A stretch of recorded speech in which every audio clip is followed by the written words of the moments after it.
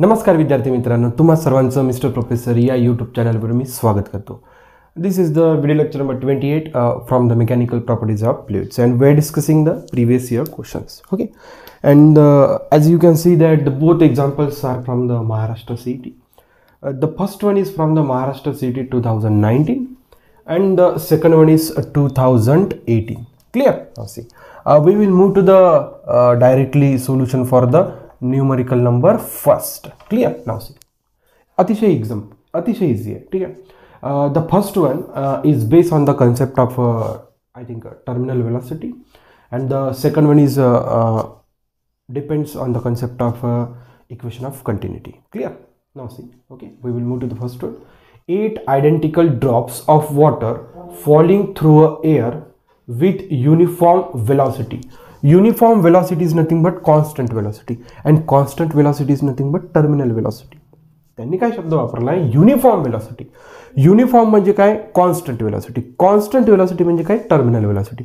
म्हणजे जे काही 8 आयडेंटिकल वॉटर ड्रॉप्स आहे, ठीक आहे, जे एअर मीडियम मध्ये काय होऊन राहिले, समजा खाली असे येऊन राहिले, तर या सगळ्यांची वेलोसिटी किती दिलेली आहे? 10 दिलेली आहे. ठीक आहे, 10 सेंटीमीटर पर सेकंड. क्लियर?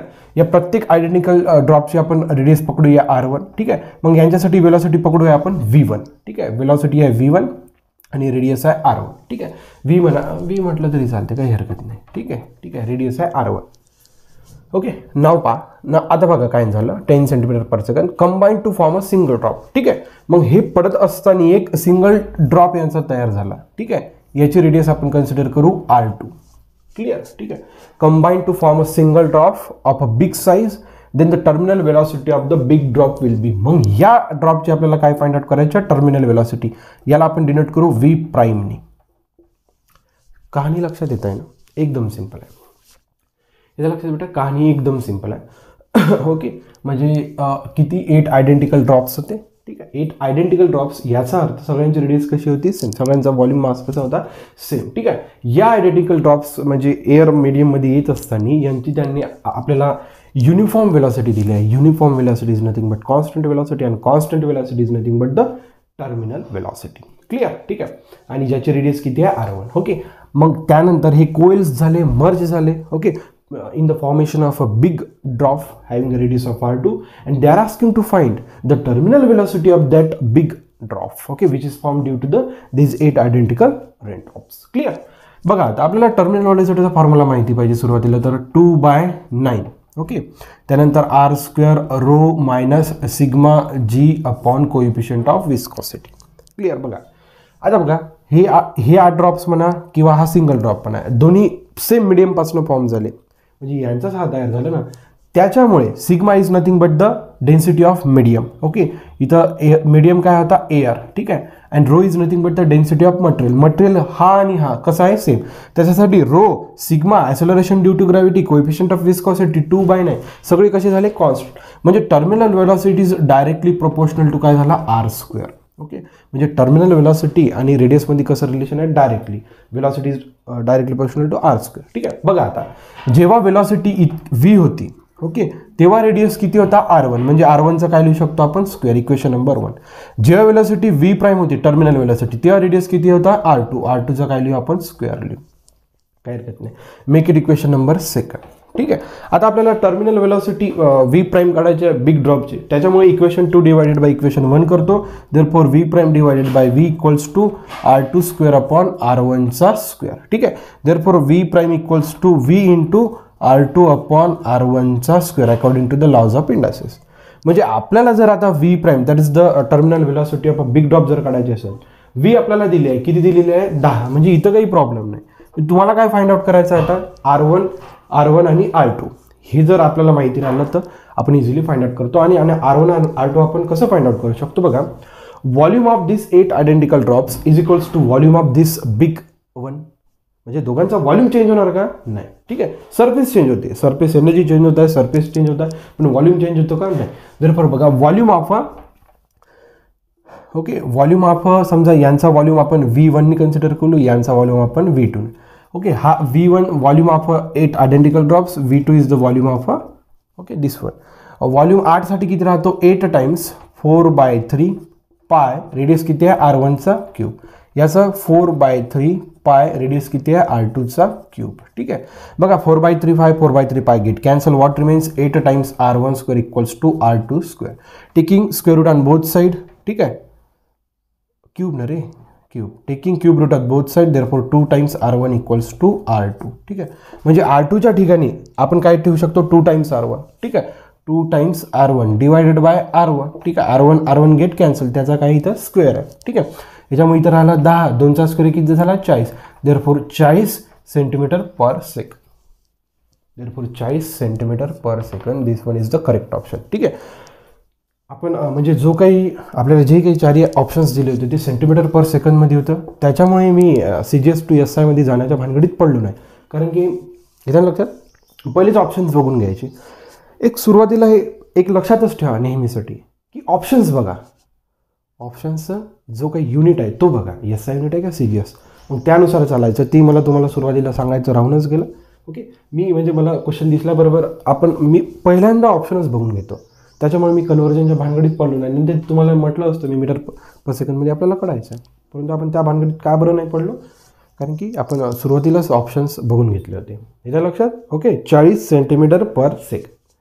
अतिशय इझी, म्हणजे खरंच व्यवस्थित ऑथेंटिक क्वेश्चन होता.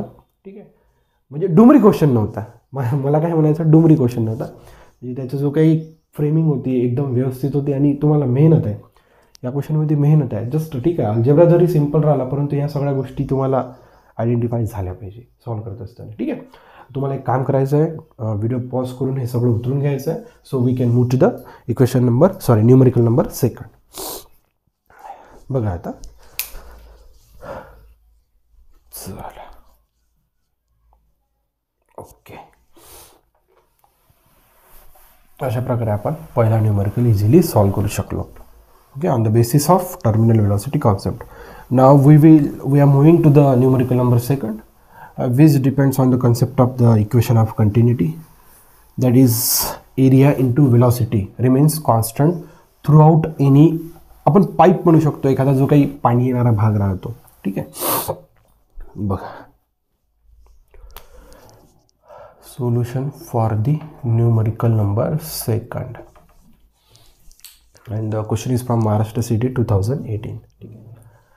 A vessel completely filled with the water has a holes A and B at a depth h and a 3h from the top respectively. एकदम simple आहे. बघा, एक तुमच्याकडे एक कंटेनर आहे विच इज कम्प्लिटली बघा आपण वरपर्यंत पाणी भरलं याच्यात, which is completely filled with water, has a hole A and B at a depth h and 3h from the top. ठीक आहे, respectively. Okay, and the hole A is a square of a side L and the B is a circle of a radius R. बघा, जो काही A hole आहे तो स्क्वेअरच्या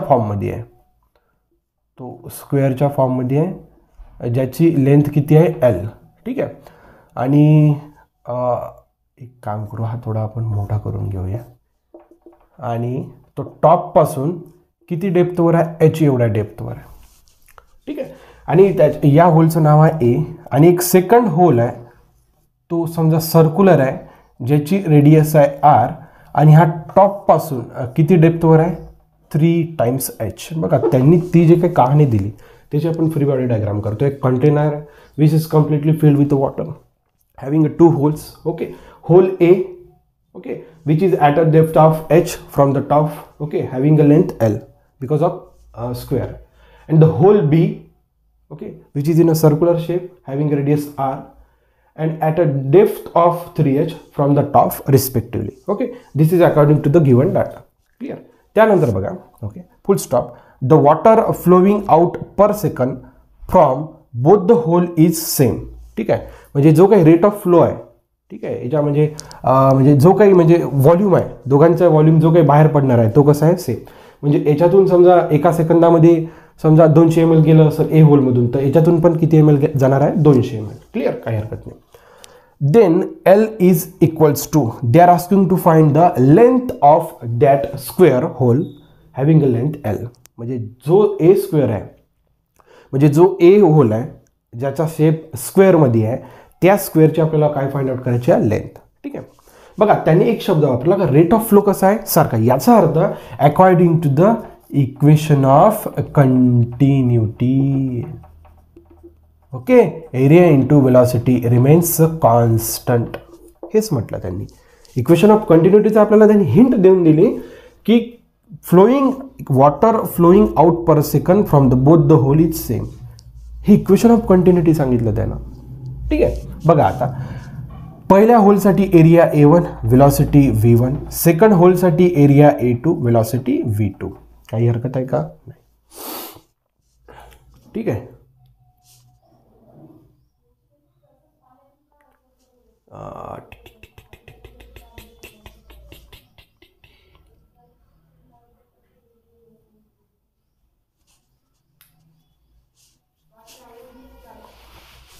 ठीक आहे. Okay, चला काही हरकत नाही, इथपर्यंत काही प्रॉब्लेम नाही. चला बघा त्यानंतर बघा एरिया A1 कशासाठी घेतला आपण. बघा हे एरिया A1 इथं घेतो आणि वेलॉसिटी V1, इथं एरिया A2 आणि इथं वेलॉसिटी V2. एरिया इथला घेतला. ठीक आहे. कुठला घेतला आपण, A1चा. तो कसा आहे, स्क्वेअर. स्क्वेअरचा एरिया काय राहतो, Lचा स्क्वेअर. आणि त्यांनी म्हटलं आहे की त्याचा जो काही एरिया L स्क्वेअर आहे. ठीक आहे. आता बघा स्पीड ऑफ इफ्लक्स आठवा तुम्ही. स्पीड ऑफ इफ्लक्सचा जो काही कन्सेप्ट आहे तो आठवा. जर एखाद्या अशा कंटेनरमधनं होलमधलं जर पाणी येत असेल तर त्याचा वेलॉसिटीचा फॉर्म्युला राहतो V=√2gh. हा फॉर्म्युला राहतो स्क्वेअर होलसाठी. ठीक आहे. म्हणजे V1 इथं आपण घेतला, V2 हा राहतो √6gh. हा फॉर्म्युला राहतो सर्क्युलर होलसाठी. इथं लक्षात स्पीड ऑफ इफ्लक्स आहे. दोन कन्सेप्ट इथं थोडे मिक्स करावं लागले आपल्याला. स्पीड ऑफ इफ्लक्स स्क्वेअर होलसाठी स्पीड ऑफ इफ्लक्समध्ये जो काही वेलॉसिटीचा फॉर्म्युला राहतो √2gh आणि circular होलसाठी √6gh. Clear. V1 V2 मिळायला आपल्याला इथं टाकायचं आहे. V1 किती आहे, √2gh. A2 is nothing but the area of that circular hole. Okay, ज्याची रेडियस किती आहे r, म्हणजे किती मग πr² area of a circle. ठीक आहे. वेलॉसिटी किती आहे V2 पर्यंत किती दिले आहे 6gh. बघा या इक्वेशनवरून आपल्याला L फाइंड आउट करायचं आहे. सुरुवातीला काय करू आपण, taking square on both side, जेणेकरून स्क्वेअर रूट गेला पाहिजे. बघा L² जर केला तर याचा काय होतो Lचा पॉवर 4. ठीक आहे. किती शिल्लक राहिलं इंटू 2gh. ठीक आहे. आपण काय करतो स्क्वेअरिंग. ओके, म्हणजे π² r power 4. Okay, 6gh taking square on both side इतकं राहिलं. बघा त्यानंतर बघा gh गेट कॅन्सल. ठीक आहे. What remains 2 times L power 4 equals to 6 times π² r power 4. ठीक आहे. बेक बे बेदुनी 6. ठीक आहे. Therefore L power 4 equals to 3 π² r power 4. आता ऑप्शन्स बघा. बघा सगळ्या ऑप्शनमध्ये बघा तुम्हाला 3 π आणि r दिसते. 3 π r 3 π r 3 π r, काही हरकत नाही. आपल्याला आता काय करायचं, आपल्याला पाहिजे फक्त L. आता हा किती Lचा पॉवर 4. मग आपल्याला काय करावं लागतं, 4th root, taking 4th root on both side. Therefore 4th power. Okay, आणि 1/4 काय झाला पाहिजे कॅन्सल. ठीक आहे. जसं आपण क्यूब रूट घेतो, क्यूब रूटच्या ठिकाणी काय करतो 1/3. 4th रूट म्हणजे काय करायचं, आपल्याला पॉवरमध्ये किती मल्टिप्लाय करायचं आहे 1/4. पॉवरमध्ये कितीने मल्टिप्लाय करायचं आहे 1/4. पॉवरमध्ये सगळ्याला कितीने मल्टिप्लाय करायचं आहे 1/4. पॉवरमध्ये किती मल्टिप्लाय करायचं आहे 1/4. 4 and 1/4 gate cancel. What remains L. ठीक आहे. इथं काय हरकत नाही, 3 पॉवर 1/4. 3 पॉवर 1/4 वाला ऑप्शन्स बघा तुम्ही. बघा हे दोन ऑप्शन कॅन्सल झाले. 3 पॉवर 1/2 आहे. ठीक आहे. त्याच्यामुळे हे दोन ऑप्शन्स येणार आहेत. ठीक आहे.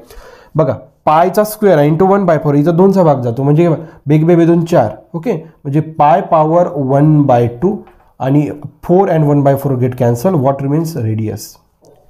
ठीक आहे. या दोन ऑप्शनपैकी बघा आता पायचा किती आहे 1/2, पायचं इथं 1/4 आहे, त्याच्यामुळे हा ऑप्शन काय झाला cancel. Therefore the option number 3 is the correct one. And in this way we are able to solve the numerical number 2 which is from the Maharashtra CET 2018. या लक्षात अशा प्रकारे आपण हा क्वेश्चन इझिली सॉल्व करू शकतो. ठीक आहे. या गोष्टी लक्षात ठेवायच्या की स्पीड ऑफ इफ्लक्सच्या कन्सेप्टमध्ये स्क्वेअर होलसाठी जो काही वेलॉसिटीचा फॉर्म्युला राहतो तो √2gh आणि सर्क्युलर होलसाठी किती राहिला पाहिजे √6gh. पाठच ठेवायच्या या गोष्टी. ठीक आहे. तुम्हाला आपला जर उपक्रम आवडत चालला असेल तर नक्कीच लाईक शेअर सबस्क्राईब करायला विसरू नका. So thank you for watching. See in the next video.